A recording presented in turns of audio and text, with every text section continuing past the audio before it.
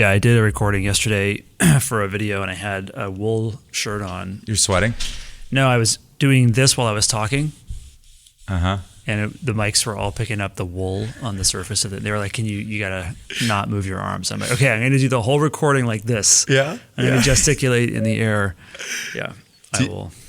Does this stuff like, do you feel like now it's more of a requirement in the job these days?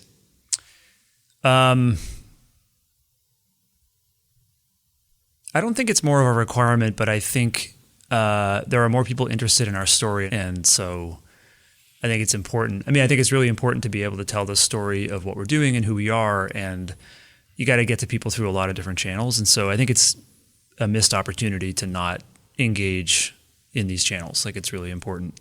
Otherwise, other people tell your story for you. And that's not cool because they're not going to tell the right one.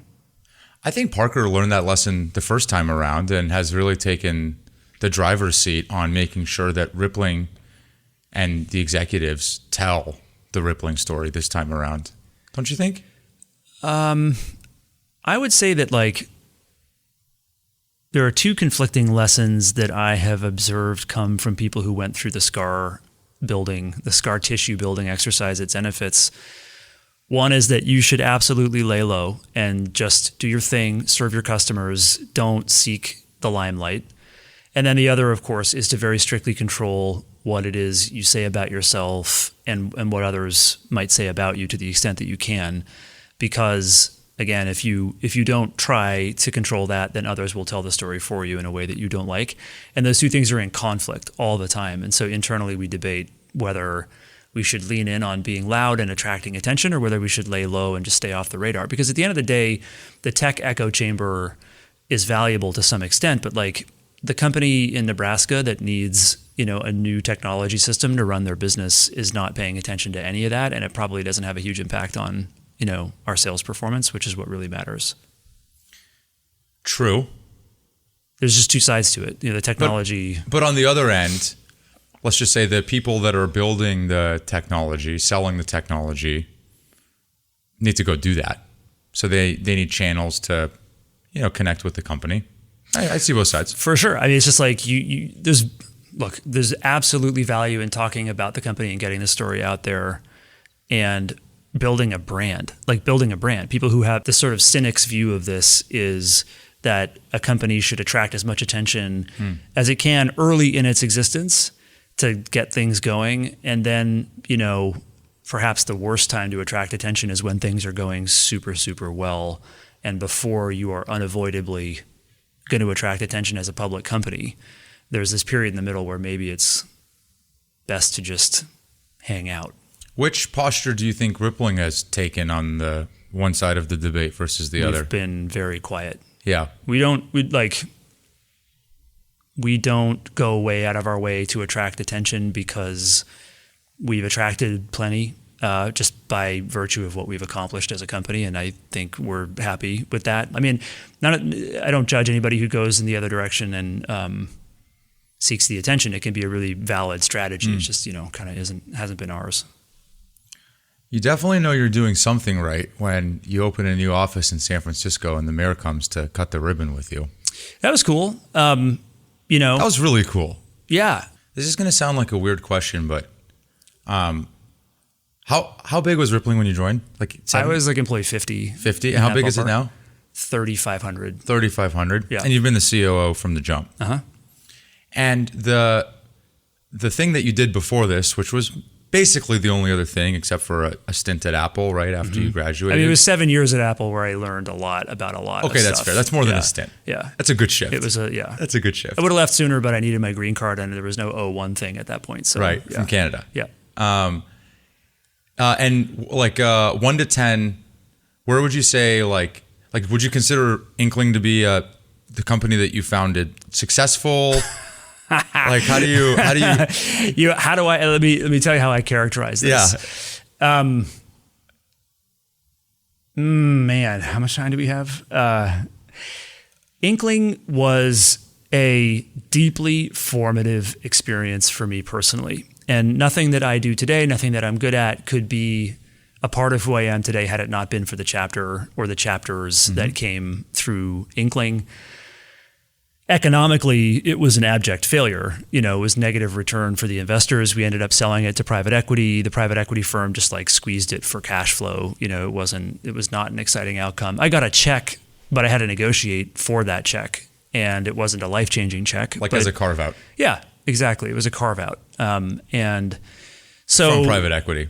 Yeah, well, the carve out doesn't come from the buyer; it comes from the sellers. Right, from the VCs. Exactly. So it was a good-natured gesture and I should say their names because they deserve credit for having been good players in the equation. But it's like Sequoia, like SAP Ventures, Sapphire, Tenaya Capital. Like those were the folks who like said, "Fine, like we'll take care of the founders." It wasn't even the founders. It was like, you got to incentivize the executives to stay with it through the transaction. But anyway, the carve out was like the little bit that I got on the side, which was cool economically. It helped me buy a house in San Francisco, but not just, it was the down payment. It wasn't, I still have a mortgage.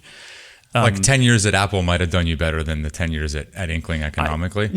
Economically, 100%. Yeah. Economically, 100%. Yeah. But that like is irrelevant because, the experience of starting your own company and failing is an extraordinarily valuable experience. Like my ego was ground down to a fine powder through that process. A lot of founders start companies because they want to start a company, which is the functional equivalent of saying, I want to be famous. Like there's nothing different between those two statements. I want to start a company or I want to be famous. That's just like, both of those are just fundamentally egocentric statements.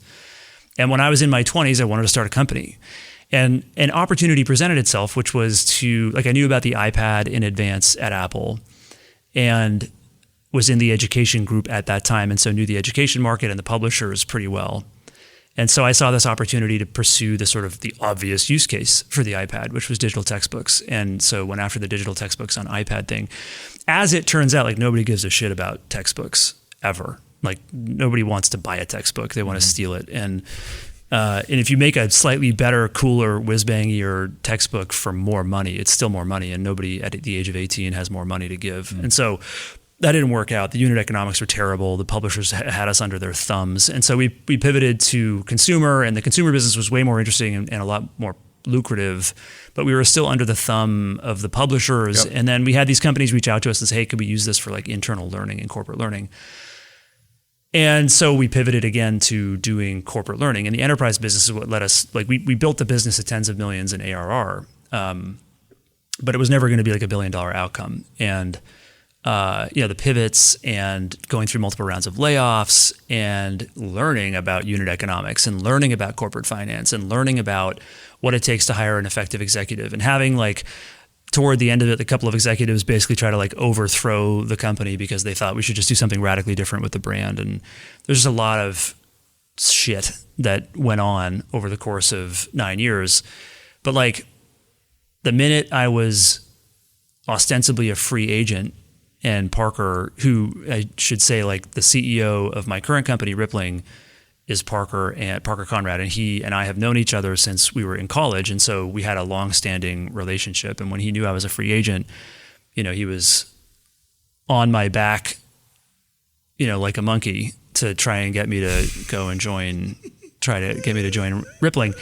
I wish I had done it a little bit sooner than I did because I came in just after the Series A, and he would have absolutely, snagged me sooner if I had just. I had this like long list of stuff I really wanted to do for myself between jobs, which I am of course really glad I did.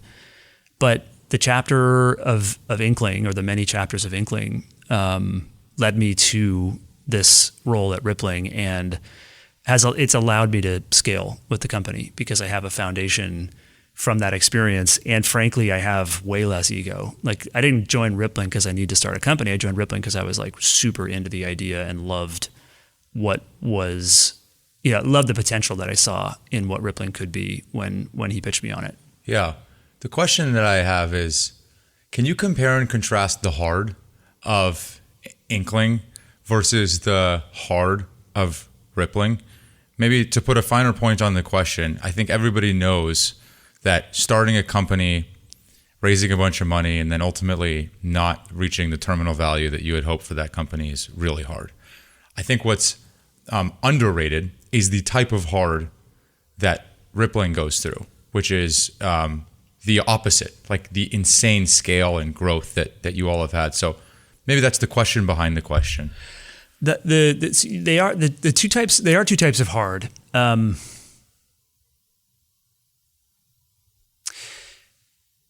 But there's two types of hard in the sense that like one was hard because it wasn't going well, and one is hard because it is going well. But I'd be sort of remiss if I didn't also point out that like one is hard because you're 29 through 35 years old, and one is hard because you're 39 through 44 years old. Like they're very different. They're different vibes. What do you mean?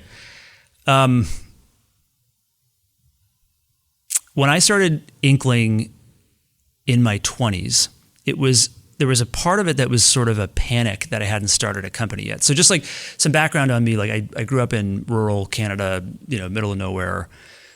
And it was the late 90s when I was in high school and the internet was happening. Like I was running a BBS that was a dial-up modem thing that people could like come in and like play games and chat with people. It was super cool. And I went to camp. And I came back from camp and like nobody was dialing into my BBS anymore. And the reason was like everybody got an internet account. It's like overnight, nobody used BBSs and everybody started using the internet and dial-up. And so then I started selling dial-up subscriptions on behalf of the local phone company. No kidding. Oracom.com, baby. And so I was selling these subscriptions and I got into the internet too. And I was like, man, there's so much shit happening like down in California. Like that looks so cool. It was Netscape and like, all the OG guys doing the internet. So I was like, I got to go do that. And it's just like, really, your brain is so malleable at that age. Like it's just like a dagger that was inserted in my brain that could never be removed. That like I had to go to California and I had to go be, not do or build, but I had to go be a particular thing, And that thing I had to be was like the fucking CEO of a company, And so all the time I was at Apple, I was like, where's my green card? Where's my green card? Where's my green card? Where's my green card? I need to get like free from the shackles of this big, bureaucratic company. In hindsight, of course, like being glued to my chair at Apple was one of the best things that ever happened to me because I matured a lot from the age of 22 through 29 at Apple. But then started the company because, I got my green card and a month later I started it because I was like panicked that it was like not yet the billionaire CEO I was supposed to have become. I have since recognized that like you should not try to please a version of yourself that is long dead. I spent my 20s trying to please my 18-year-old self, which in hindsight was not a great use of my life energy. But the hardship of running a company that isn't working out, really the worst part of it was the ego grind. And like, oh, maybe you're not, like this is the voice, like maybe you're not who you thought you were supposed to. Maybe you can't be who you thought you were supposed to. Maybe you're going to let that 18-year-old down, maybe you're going to let yourself down. That grind and that self-doubt and that stuff just like haunts you through the whole journey if the motive behind your company is ego. Because, if the motive behind your company is ego and your company doesn't do well, then almost by definition, by the transitive property, the business sucks, therefore you suck. And like, that was a voice in my head for a lot of that experience. There was something freeing about sitting down with the board toward the end of the journey and being like, okay, like we got to take this thing in for a landing, hell or high water. And they were like, yeah, like if that's where you are, then that's where we are. We support you. Let's figure it out. And that was a moment where I was like, okay, I have stopped resisting. There's a Buddhist concept, which is that all suffering comes from resistance.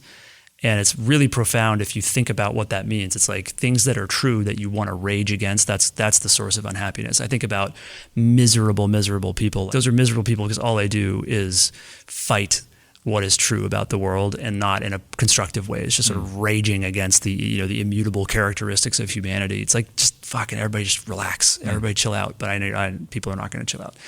So for me, then transitioning to Rippling. Can I, before you transition to Rippling, can I ask you more about that? Yeah. The grinding? Yeah. Even like you raise money, it's an up, right? Like you feel pretty good. You're vindicated because you have some external validation for the promise of your business. Right. Like the grinding happens in fits and starts too, does it not? Meaning, for sure, it ebbs and flows. Yeah, and you do a pivot, a little traction, yep, and then almost like the trough feels worse. The emotional roller coaster is a much discussed thing. When the business is not doing well, the most painful thing to do is to get out of bed in the morning and go to work. Like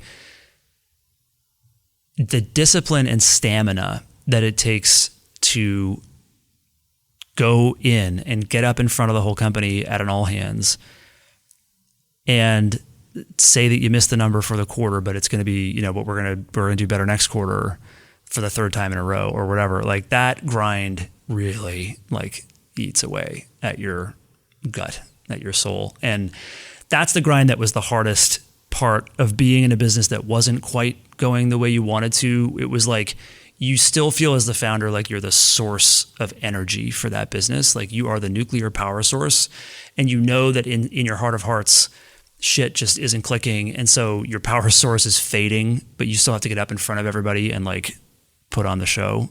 That was really hard. And that was 9 years worth of that. Yeah, I mean, look, we had really high highs. You know, Apple featured us, put it like our logo was hanging in the window of the retail stores. Yeah.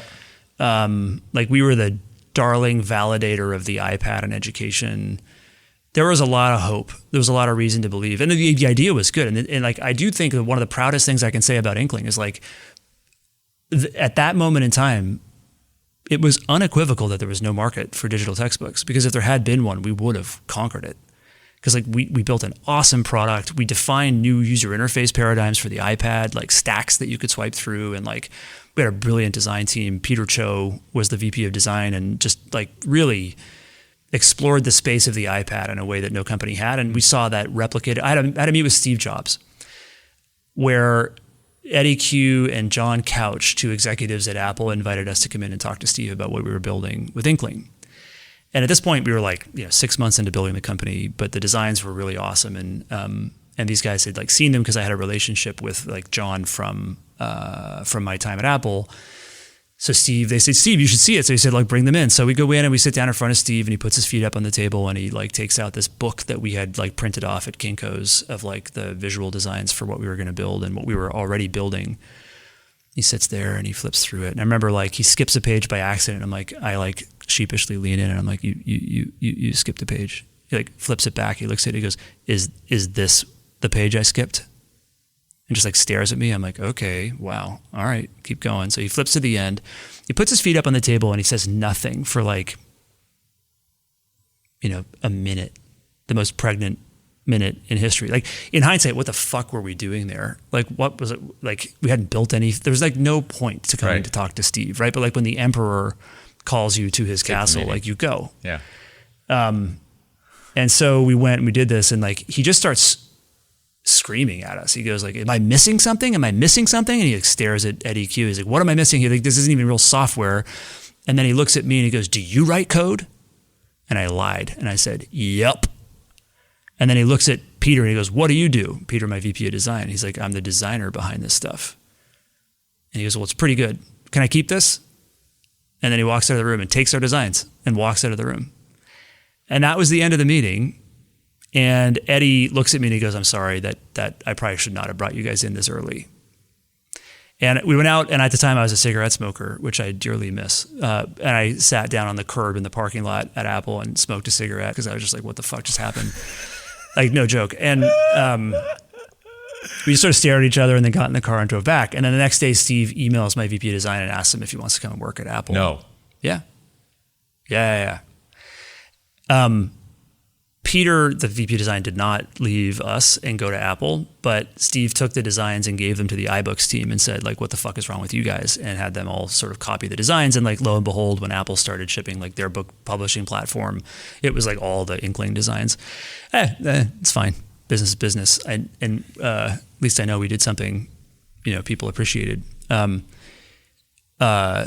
Steve, I've had mixed emotions about that guy, through my time working at Apple. He was there the whole time as CEO, and then after I left. But like, man, he was in it to win it. Mm-hmm. He never pulled a punch. He was like that whole thing with the feet up on the table and like screaming at us was 100% a calculated attempt to demoralize us and beat us down so that he could then either steal the design talent or make sure the product didn't work. It was like quite interesting in hindsight for me to have actually threatened Steve Jobs for a second, which was. And when we talk about like the grinding, would you consider that like in hindsight, like was that a good moment or a bad moment for you and for Meaning, did you feel validated?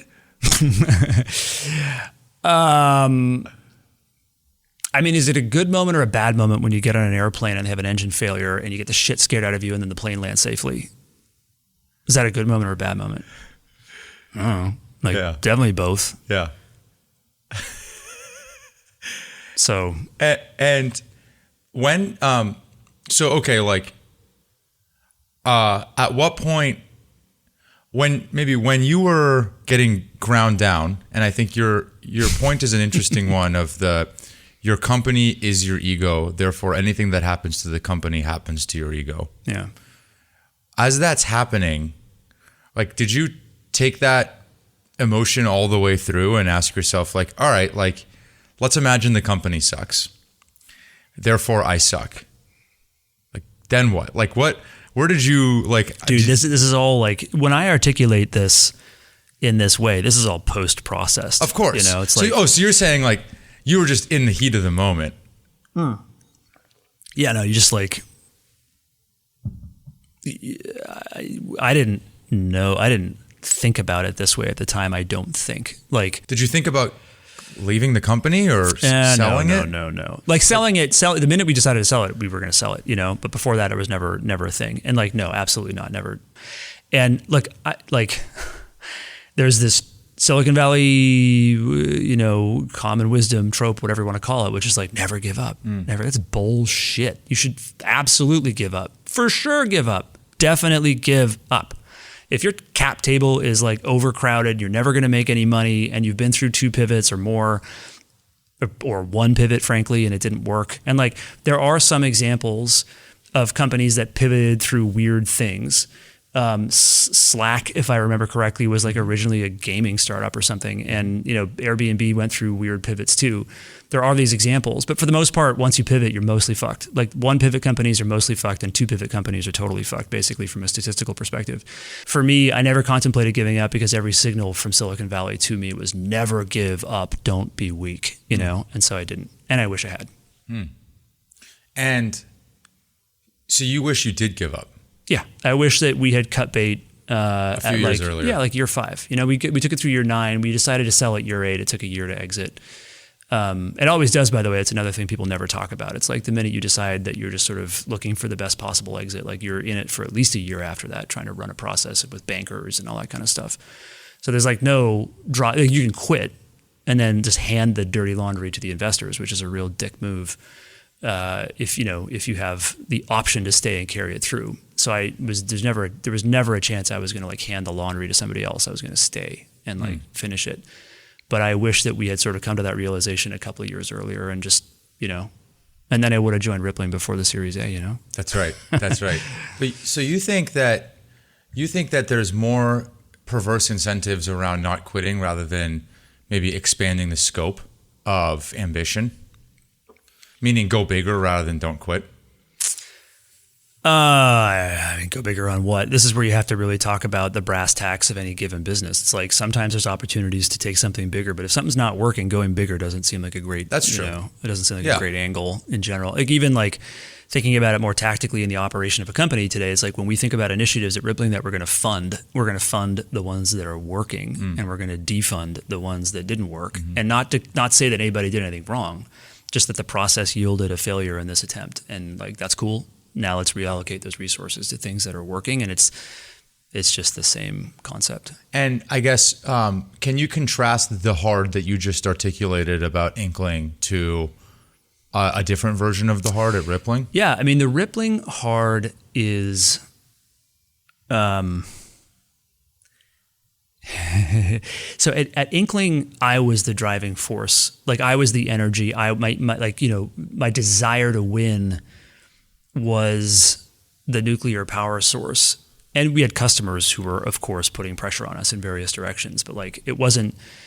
You used the term product market fit earlier, and you think you have it, and then maybe you don't. And one of the most important things I learned literally in week 1 at Rippling was like when you have product market fit, there is no doubt. Like if you think you might have product market fit, you don't. because product market fit feels like getting on a roller coaster. And, like just as it accelerates you down the tracks, that like initial burst of energy when a roller coaster cuts you loose or puts you on the magnetic accelerator or whatever, fun. Like every minute feels like that at Rippling. There's no doubt that we have product market fit. And so it was one of the most important lessons that I think. So one important lesson for me was like I learned what product market fit feels like, so that now when I look back on Inkling, I'm like, no, we just never really had it in a big market. It's like you have to have a big market, you got a great product market fit, a good go-to-market motion. Like when all those pieces come together, it's it's unmistakable. And so my lived experience of this, and the experience that I share with folks who are earlier than me in their careers, is like, don't go and work at like a fly-by-night, like don't go work at like, if you're not going to be the founder, don't go work at a super early stage company as your very first job. Go work at a company that has some traction and like has product market fit, so you get a dose of that, so you can be inoculated against product market fit confusion. Because when you experience it at any point in your career, you cannot unsee that. You can never unlearn it. You will now know what it feels like. And therefore, in the future, if you start your own company or if you join another company, you'll know whether you have it or not. And that's a super important thing to know with confidence, because you won't scale prematurely. You won't hire too much. There's all kinds of errors you can avoid as a founder if you have first had a dose of like breakneck product market fit. It's extremely useful.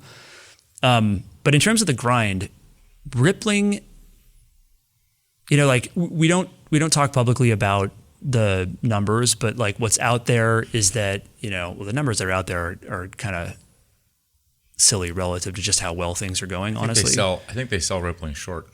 Yeah, the numbers are much better than what I think the public know about it. But the point is that like the revenue is excellent. The growth rate is like top 5 Silicon Valley history, kind of territory, maybe top 10, I don't know, but it's like real good. And the point in saying this is not to sort of toot the horn of the company. It's just that that work environment hands you the grind. The contrast point here is like at Inkling, the grind was trying to find the inner source of energy to like put on the show and continue the march and continue the fight in the face of like really crazy bad odds, while believing that the failure was mine alone. At Rippling, the grind is the 10 p.m. phone call that must happen, right after I put my kids to bed. I have 2 kids. Having to like, I just want to go to bed. I physically just want to go to bed, and I'm just drained because I've just been at it all day. Went to the gym in the morning, hopefully got a little burst of energy, worked until 6 p.m., got home, had dinner with my kids, did story time, put them down, and I'm back working. And then there's a call at 10 p.m. with some like really important topic that like, from the team in India. And then the next morning there's like a 7 a.m. call with the team in Europe. It was like, that is the grind now. And it's a more pleasurable grind in the sense that like it feels more purposeful. But as I said earlier, like the 20-something ego versus the 40-something ego, for me now, this is just a sport. For me, this is just, I'm out playing tennis. Like I love it. I am tired and I am grinding and I need a vacation. I really need a vacation. Yeah, I do. But the like, there's something different about like leaving it all on the court at the end on this one, where it's like, yeah, there's a grind, but it feels purposeful and satisfying and fulfilling.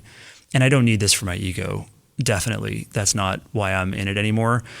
But it's the sport of business and just kind of getting good at something. And because like I am a mystic, I'm a very spiritual person. I'm not religious, but I just think it's fascinating to contemplate like our spot in space and our spot in time, like how teeny tiny both of those spots are. And how, like we're all going to be 6 feet under at some point and not going to take any of this with us. Like, how do you want to spend your time while you're here? And I don't know, it popped into existence certainly not by my choice. Nobody asked me if I wanted to fucking be here, but I just woke up one day and here I was. So I guess I'm going to do this. And then I'm going to disappear at some point like I never existed. And that's cool too.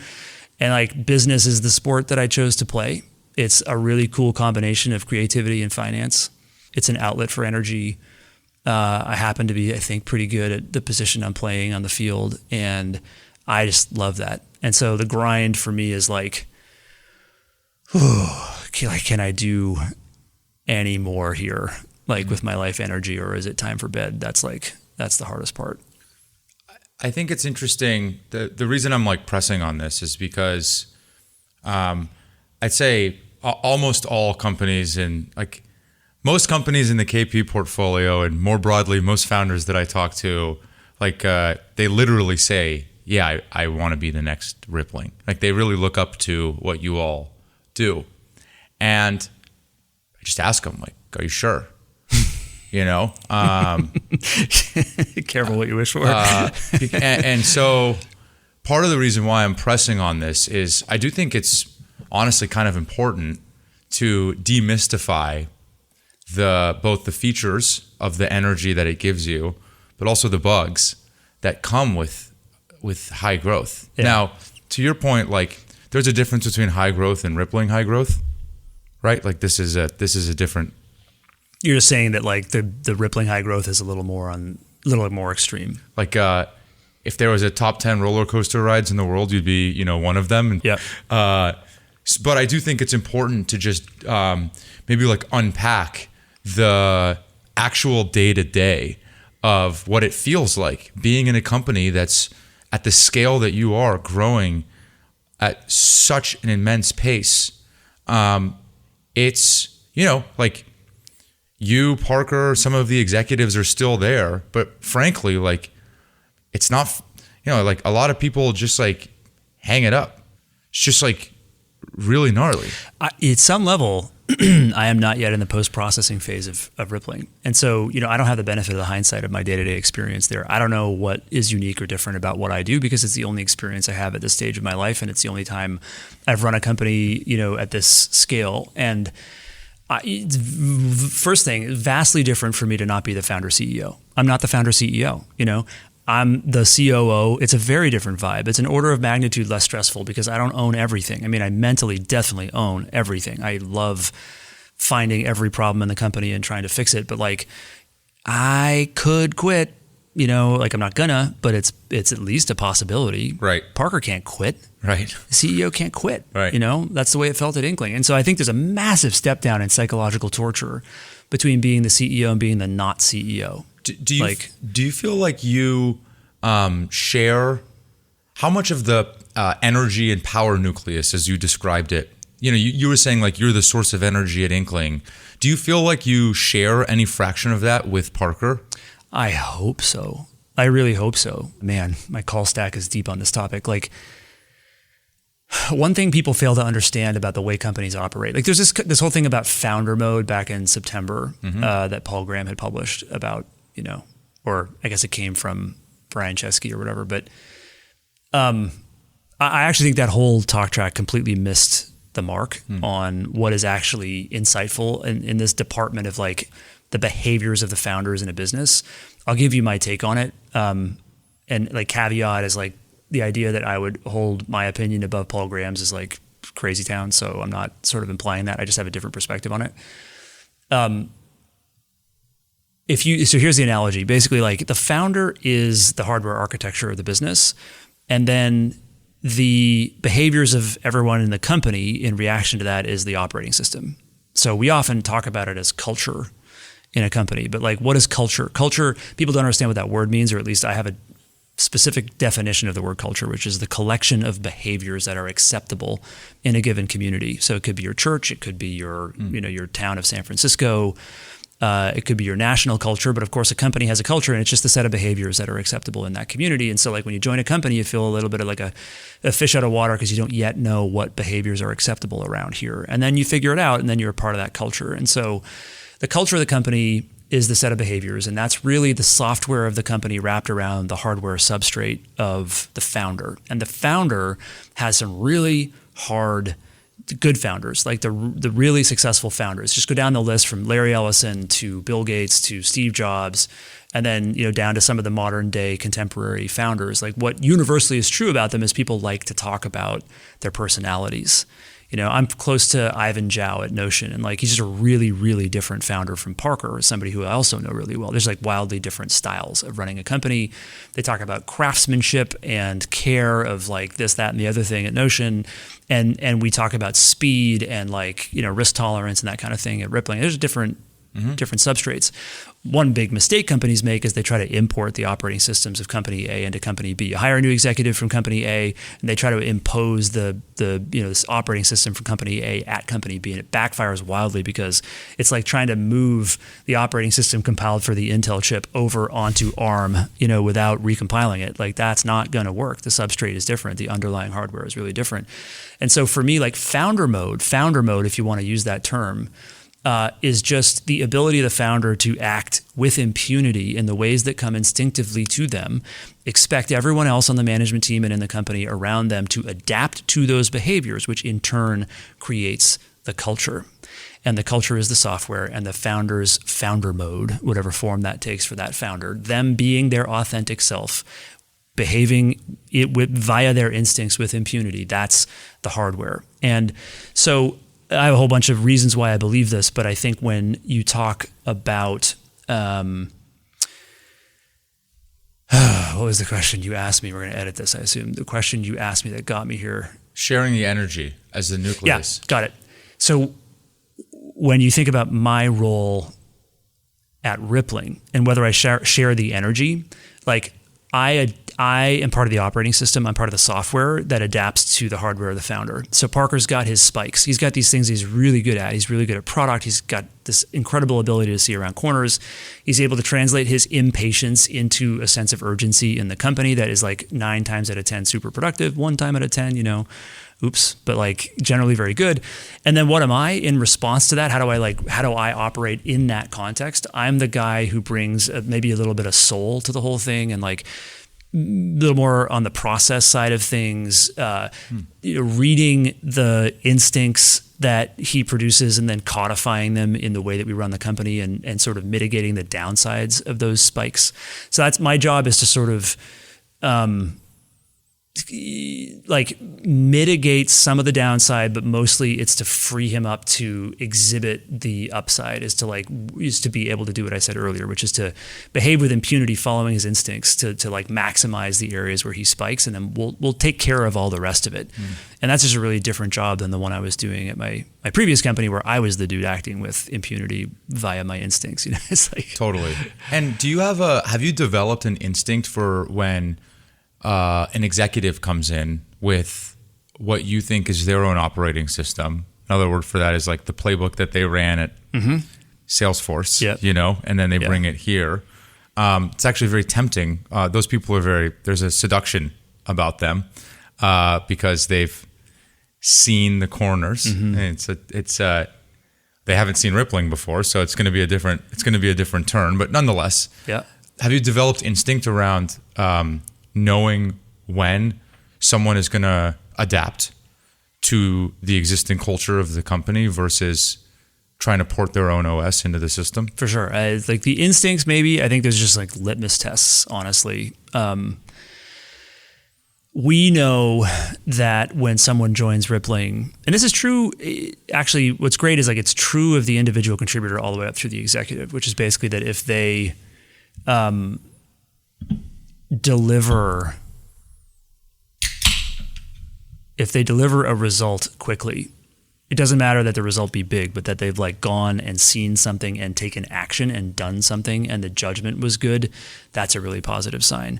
If you ever get into an airplane with a pilot, like a general aviation pilot, just because they're like, hey, let's go, like, I know how to fly, I'll take you for a flight. Ask them about the engine. Ask them if they understand a 4-stroke engine and like the compression stroke, the exhaust stroke. Ask them if they understand magnetos and spark plugs and like propellers, and 99% chance they're going to be able to talk to you blue in the face about it. You didn't know that about them. They're just your friend from work. They want to take you for a little flight, but they probably know the engine inside and out, because when you get your pilot's license, you got to learn about the engine. You got to learn about aerodynamics. You got to learn about regulations. You got to learn all this. You can't be a good pilot if you don't understand the engine, because if something goes wrong, you want to be able to troubleshoot it. This is true of a United Airlines pilot and his engine too. Like, the pilot at the front of the plane knows the compressor, the blades, they know everything. An executive coming in to fly your airplane better learn the engine. They need to learn the engine. They got to understand the pistons and the gears and the propeller. And so if they're coming in as your head of marketing, or they're coming in as your head of engineering, and you don't observe them immediately going into the boiler room to figure out what the fuck is going on in here and like looking at the details from the bottom up, they're not going to be a successful executive. I know that's 100% true at Rippling, and I just think it probably has to be true of a good executive in almost any context. Well, and it's ironic you say that, because in some version of the world, isn't that a product that Rippling is basically going to release to suss that out, not just for executives, but generally speaking, to evaluate talent? We have now in early access. Isn't it like the exact thing that this product is actually doing, is evaluating this? Bottom up. Yeah. Yeah. So Talent Signal is this new thing, and it's we have this company that does payroll and benefits administration and IT device management and corporate cards and expenses. So just by way of, you brought this up, so I'll just like quickly introduce the concept to the listeners. So Talent Signal is this product that Rippling developed over the course of a couple of years using LLMs. It's an AI-powered tool that gives managers insight into employees. In this first release of the product, its capability is that it looks at the first 90 days of work product of an employee, and then at the end of those 90 days, it generates a signal on that employee. And it says that they are either high potential, they're typical, or they need attention. And it's not declaring winners and losers. It's not sort of giving a holistic performance evaluation of the employee, but it is reasoning directly from their work product. And that's the magic, is something that I don't think has ever been possible before, is that the AI, unlike a manager, has time to sit there and read literally everything they contribute on a particular vector. So for engineers, it looks at their source code. For salespeople, it looks at their call transcripts. And then for support reps, it looks at their chat and email interactions with customers, and it identifies outliers. So like if you're typical, it's cool, but like if you are an outlier to the downside or an outlier to the upside, it teases out specific work product. And so when a new hire joins, if they're producing some source code, you can immediately identify whether this person is struggling with security, or struggling with error handling, or struggling with API integrations, or struggling with code quality or commenting, and / by contrast, really elegant code or really elegant approaches to security or whatever. The LLMs are really good at sort of saying, this is not the same as what I would have predicted this person would do. This seems better. So I'm going to flag this and say that this person is high potential, because I've seen this now 17 times from this engineer in their first 90 days. Super cool. A lot of obviously a lot of the standard AI risks too, especially when you mix AI and employment, like where the AI is judging people and then other people are reading what the AI said and making judgment calls about that employee. It needs to be used responsibly, and managers have to understand what this thing can do. But it makes maybe some mistakes here and there, but it's uncanny how well it has been able to sort of pick out high performers. And why is Rippling releasing this product? Yeah, there's when we were doing alpha tests with customers, I do remember one CTO saying, this is awesome. I'm really surprised that you guys were the first ones to do this. Like, he expected that GitHub might do it first or whatever. The answer to that question is actually really kind of straightforward, which is that only we know. If you're not familiar with Rippling, we have all your employment data. So we know who you have promoted. We know how much you pay them. We know what job level they are. We know if someone was terminated from their role, why they were terminated. We know if it was regrettable or not. And so we can use all of that data as a really interesting signal against which to train, the inputs, the raw inputs. And so effectively it takes all of the work product of the thousands and thousands of people to whom we have access, and their work product, dumps it in, and then looks for patterns and finds meaningful patterns in the work product. So we are uniquely capable of doing this because we have this awesome scaled data platform under the hood of Rippling, coupled together with a deep understanding of the identities of the employees, coupled together with access to the work product tools like GitHub to be able to pull in the source code. So you marry all that stuff together, the employment history, the employee identities, and their identities in those workflow tools where they then generate work product, and you can slurp all that together and apply a combination of different types of LLMs to all of that, then you can do what we do. Like GitHub is going to do, I'm sure, really cool products to coach people on code quality. It's just not going to make a judgment call about people in your organization and how they sort of, stack up.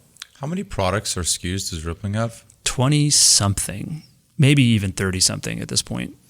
And former founders are generally the GMs of these products that go 0 to 1? Yeah, whenever we can do it. We have 150 former founders at the company. 150? Yeah, it's crazy. So we acqui-hire wherever we can. And that tends to be a bit of a magnet. It's like, I think within the early stage founder community, there's a bit of a reputation. It's like, you should talk to Rippling. And we love that because of course you should. Well, in many ways, you can tell the story pretty compellingly, right? Well, I mean, Parker and I are both former failed founders. Right. FFFs. Right, but you're working for a founder. Yeah. Right, as opposed to being the founder again. I can tell a story about how great it is to... The best vacation you can take as a former founder is to go work for another founder because there's empathy and you also don't have to be the freaking founder. Let me ask you this. What about Rippling's operating system or culture enables this density of former founder talent? Oh, it's just, it's the accountability. Like, you own it. It's yours. Like, you want you want responsibility. If you're going to be a founder, you want responsibility, right? Like, that's in your DNA. You want to go take risks and take full, like, I can do this, that's like your attitude. So, okay. So here's a whole product line. So the accountability environment where we can really cut people loose and let them go and sort of do their thing, that is a really important component. It's a pretty special thing. The other thing about Rippling's culture that makes this work, it's not so much the culture, there's a structural advantage we have in this regard too, which is that we have all of these SKUs. We have all of these different product, like our scheduling product, which is coming out right now. It's a really important product launch for us. Less salacious and exciting than an AI, performance tool. But scheduling is super important for hourly workforces, and that represents something like half of the U.S. addressable market for us is companies that have a large, scheduled workforce. That was done by the original founder on it was Suchith. He was at a company called DocuSign. The founder of DocuSign? Yeah. So I said DocuSign, didn't I? Yeah. Yeah. Sorry, DocuCharm. Got it. Yeah, DocuCharm. And when he comes in, how do you structure it? We have a whole thing where we say, okay, look, here's the product area. So just to zoom out for a second, and I want to come back to this, like one of the most important things to know, one of the coolest things about Rippling, one of the reasons that investors like Rippling is that we have this like really long roadmap of stuff we could build that we think would generate revenue. Most companies don't have this privilege of like a long list of products that if they just built them, people would buy them. And it's like, depending on how you want this to be a 5-hour podcast, we can get into why that is for us. But like, and with our business, like there's just always a list of products that we would love to build if only we had the engineers on staff to go and take that thing from 0 to 1. And it's also really true that like the engineers that want to work on our payroll filings, tax filings engine, those are not fungible engineers with the engineers who want to take something from 0 to 1. They're just not the same personality profile. They're not the same skill set. They're not the same background. And I love both of those engineering profiles. They're just not fungible. And so we have a limited supply of people in the world. There's always going to be a greater supply of good ideas than talented people to pursue them. But I think that's a Peter Thiel quote. Maybe it's somebody else. Maybe it's Mamoon. I don't know. But it's not my quote, but I believe it. And that problem is like manifest at Rippling. And so the ability to have the next proximal opportunity just always be sitting on this list of things. We literally have founders join and we're like, here's the grab list. Like, what would you like? What's most, like, let me talk you through these 5 areas. What's most interesting to you personally? And they say, well, that's really interesting. We're like, okay, cool. You should go build that, because we don't care which one you pick. We got to build all of them. And so that has worked really well for us. And it's given us this environment where you can acqui-hire a talented founding team and drop them onto a unique bite-sized 0 to 1 project. And there's something for everyone. That's pretty neat. And then how do you organize the constraints around that 0 to 1 project? Like another advantage we have is like we're assembling a world of often like pre-existing capabilities into a platform that, by virtue of being on the platform, it changes the nature of how the product works. And so you really do have to think about the product from first principles and identify capabilities that make it uniquely powerful on Rippling in a way that it couldn't be as a standalone product.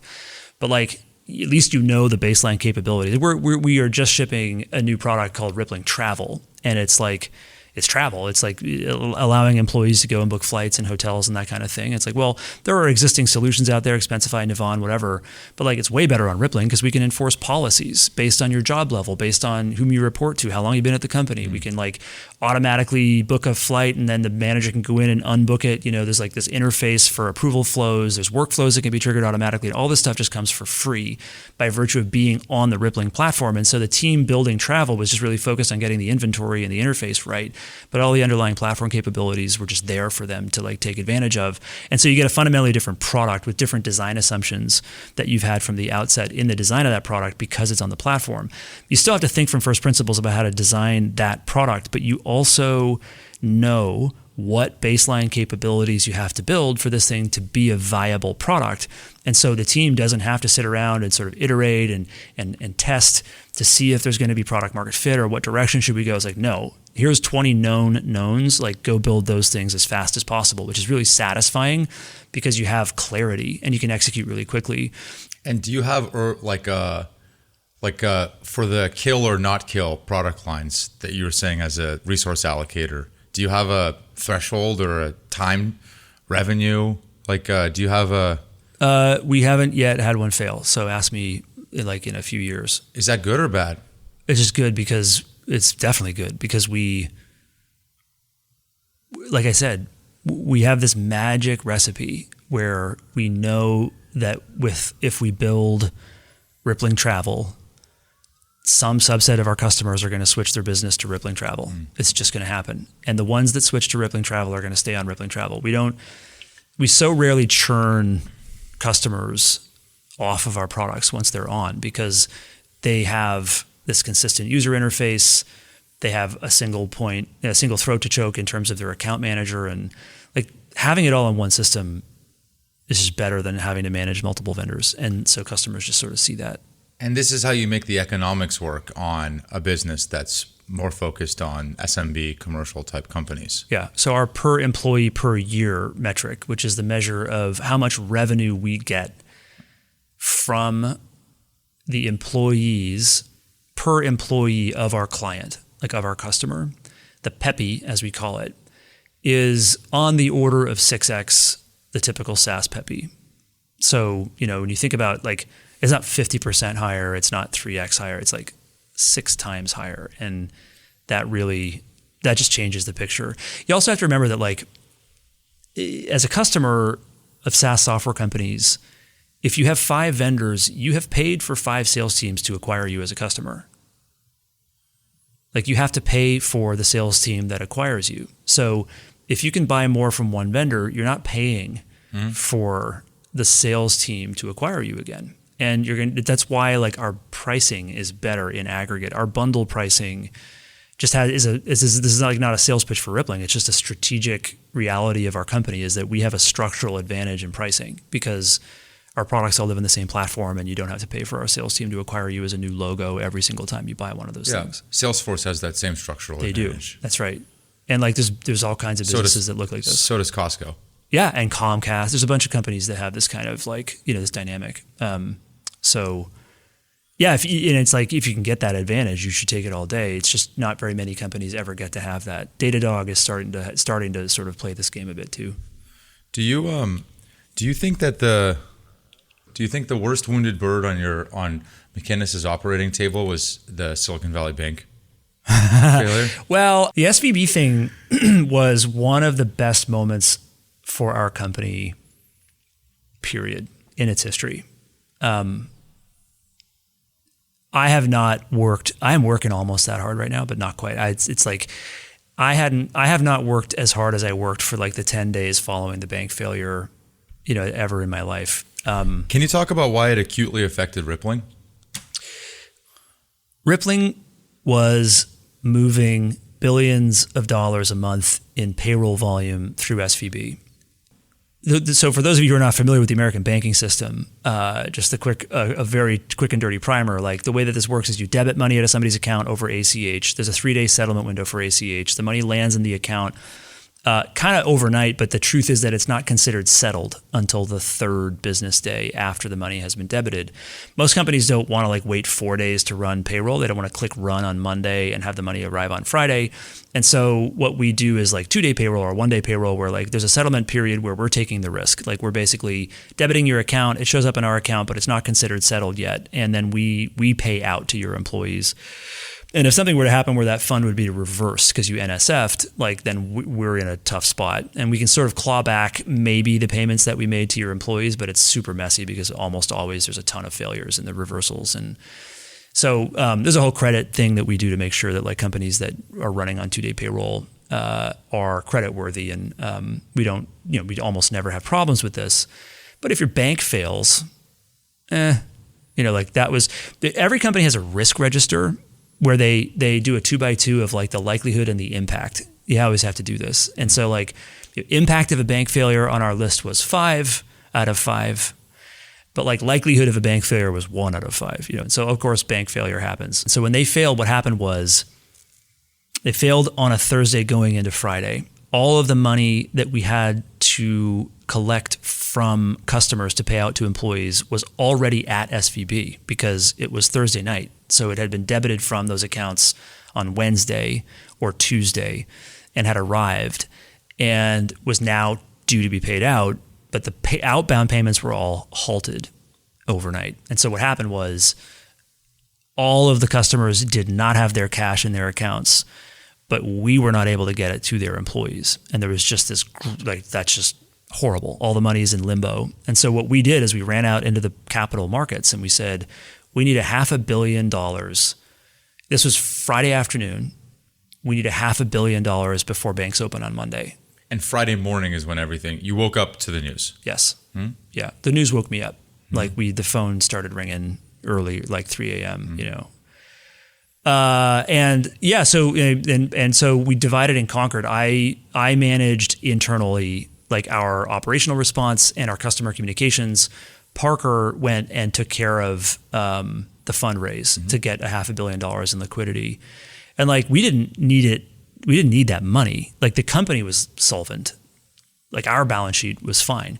It was that we decided we wanted to pay payroll on behalf of our customers on the faith that they would give us our money back at some point. And the bank, obviously was taken into FDIC receivership and they thawed the funds on Monday and like we figured stuff out. The forensic accounting that had to happen for like 2 weeks after that to figure out where the flip all the money had come from and gone to, and it was bonkers. Intellectually, incredibly interesting experience. My husband is a saint and was just like, you go work, I got the kids, like just cut me loose to go and do what I had to do for the company. Having a good spouse, definitely a good ingredient to career success for the record. Why do you say that? I just like, you can't, is the obvious statement, which is like, you can't do it alone, but also just like, man, the stability, the emotional backstop of knowing that there's someone behind you who is just doesn't care what happens, doesn't care about your stupid business and what, whether it's successful or not, still loves you, has got your back no matter what. That's like a really powerful psychological. It's like having a BATNA when you negotiate. Like your negotiations are way better when you have a BATNA. Like having somebody who loves you, a best alternative to a negotiated agreement, right? Having someone who loves you no matter what gives you the freedom to go be who you are. And like that's incredibly powerful. Not to take this story too far down a rabbit hole, but there's only two themes that I found across 210 guests. And the first is grit, and the second is a strong partner at home. It's the only two. And the first was definitely, I thought I would find that.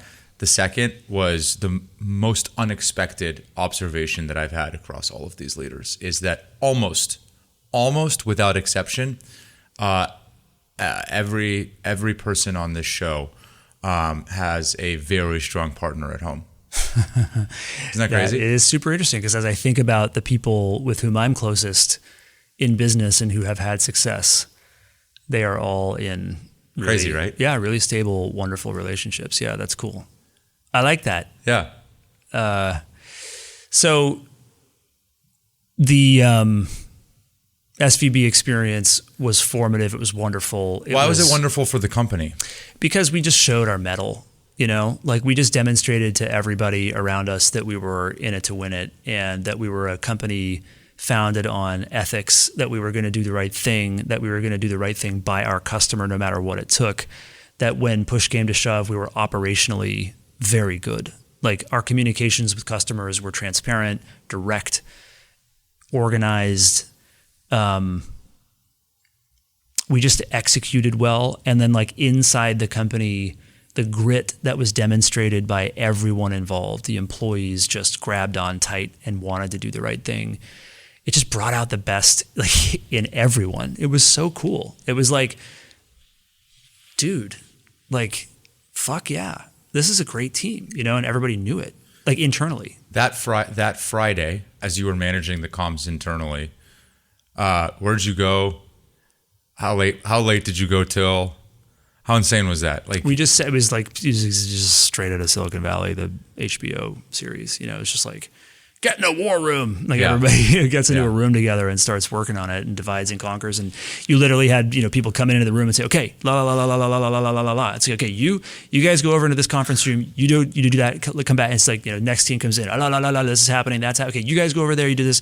Super fun to be like physically in it together. And then also a lot of Zoom time. Like I do remember just like through the weekend, just sitting in front of my computer editing customer communications, like just documents and documents of stuff that was going to be sent to people and just like editing it for tone and accuracy and talking to engineering to get like the deepest, grittiest, fact-based assessment of exactly what was happening or what we were going to do. And then turning around and translating that into something digestible to the customer. That was a lot of my time. It's amazing actually in hindsight, like how valuable that specific investment of time was. Just like get the customer communications right. Cause there's like nothing more emotional than, your payroll.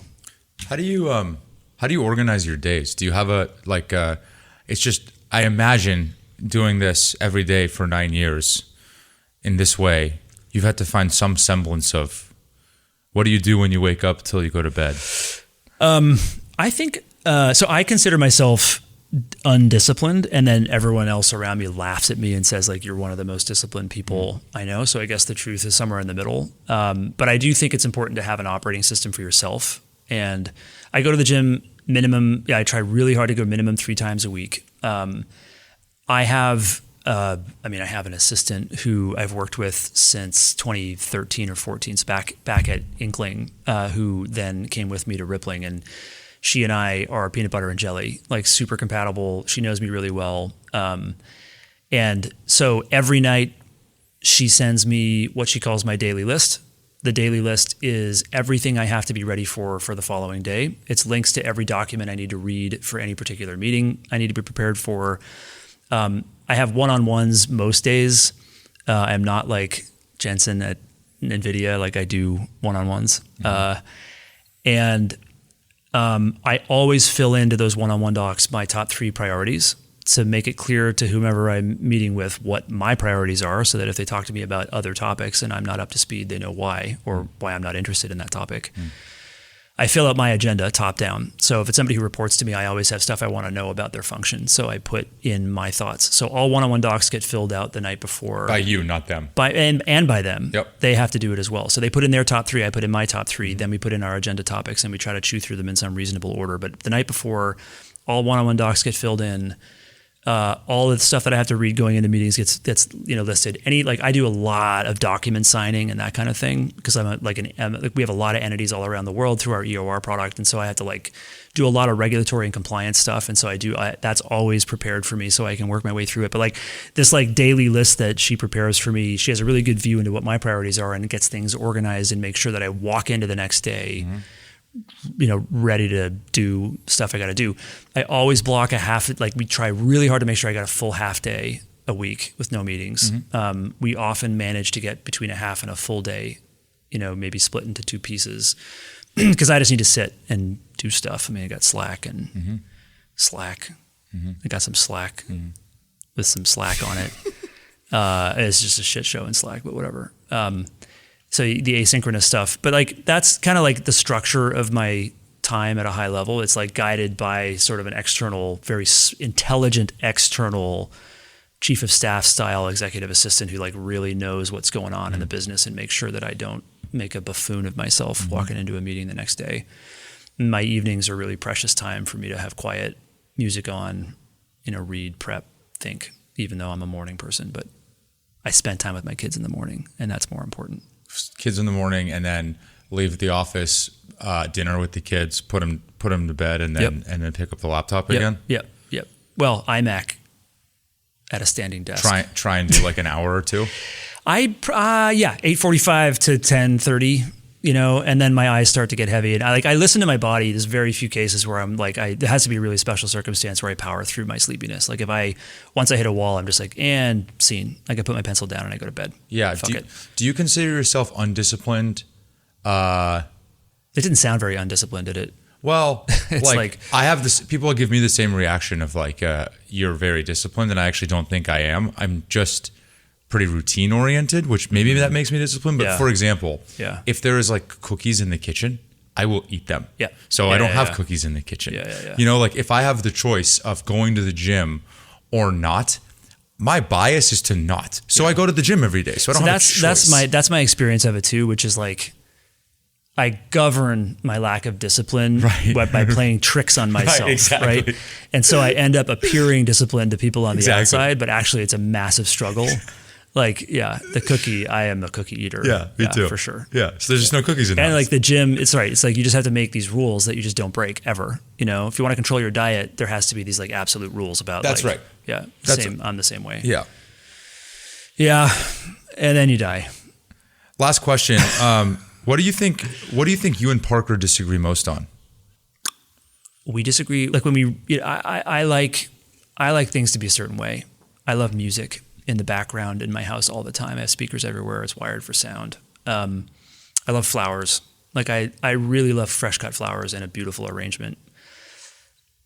I love the smell of a nicely perfumed home or a nicely perfumed human. I am sensitive to, I love good wine, really picky, not picky in a snooty way, but just I really appreciate a wine that has been crafted with just the right flavor profile and bouquet. And I don't actually wish this on anybody. It's like a curse in life to sort of care about or notice these things, but it's how I've always been. And Parker is a more coarse-grained human. He is better at the company building game than I am on many vectors because he knows what the high order bits are. And he's relentlessly focused on the high order bits. Get the product right, make it exactly right for the customer, and get the high order bits right. And so when it comes to smaller details in the company, how much should we invest in things around employee experience? What's the vibe in the office? Mm-hmm. Should we pay a vendor to, he's also to his credit, very frugal and looks for opportunities to constrain expense growth in the company, which is extremely important for a CEO to do. I'm always we should spend a little bit more money on this. Mm-hmm. We we should invest a little bit more in this part of the HR team or the workplace team or the employee onboarding experience or the catering or whatever. And that's there's a tug of war between us often on the amount that the company should spend on, proverbially speaking, like the flowers, the perfume, like the finer points of what it's like, what the experience is like to be a member of the Rippling team. And I think on the balance, we've done okay with it. We're on the sort of frugal side of the spectrum with it, but that's one area where I think he and I disagree. And on the balance of things, when it's like about employee experience, or it's like where we don't disagree on the high order bits of like how to run the company. We don't disagree on the vibe. We don't disagree on like acting with urgency. We don't disagree on being assertive in performance management. We don't disagree on like crafting, like threading the needle on like really tight constraints on like expense growth on the P&L overall. Like we are definitely simpatico on like the most important ingredients of what this company should be. And then like I really want Sonos speakers in the bathroom, because do you want to listen to other people in the bathroom? Nobody does. So like, let's listen to some like Taylor Swift while we do whatever we're doing in there. That's such a funny example. It's a good one. It's my truth. I appreciate you doing this. I appreciate you letting me sit here and blather into your microphone. It was great. Is Rippling hiring? We are hiring. We are hiring so much that we are hiring people that do hiring for a living. Is there any role that you're not hiring for?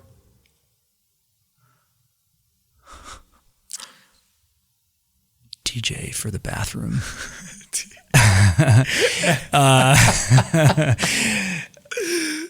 Is there any role that we're not hiring for? I mean, I'm sure the answer to that has to be yes, but off the top of my head, it's like we're hiring salespeople, we're hiring engineers. And is it mostly San Francisco?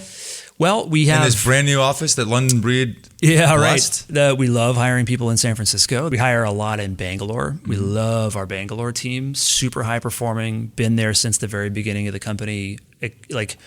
We have the best engineering and like support operations team on the planet in Bangalore, and we're getting more space in Embassy Tech Park in Bangalore. Huge investment there. We have an awesome team in Dublin. We have a big team at World Trade Center downtown in New York. Like the company's 3,500 people, of which about 2,000 plus are in office, and then there's probably like 1,000-ish that are remote. So we love to hire in office, but we love our remote team members too. It's like it's hybrid-ish, but really it's just like we're an in-office company that has a lot of remote employees. When you hear the word grit, what do you think of? A podcast? Isn't that a name of a podcast somewhere? Somewhere. Yeah. When I think grit, I think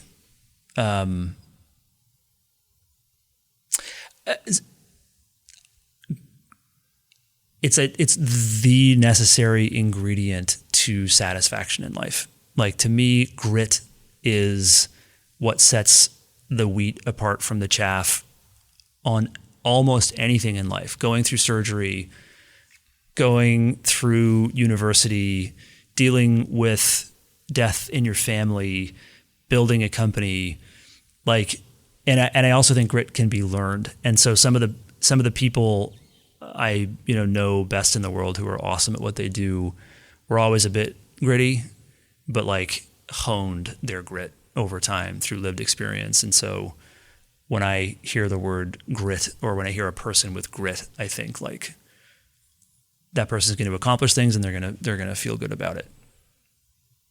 Matt MacInnis, thank you. Thank you for having me.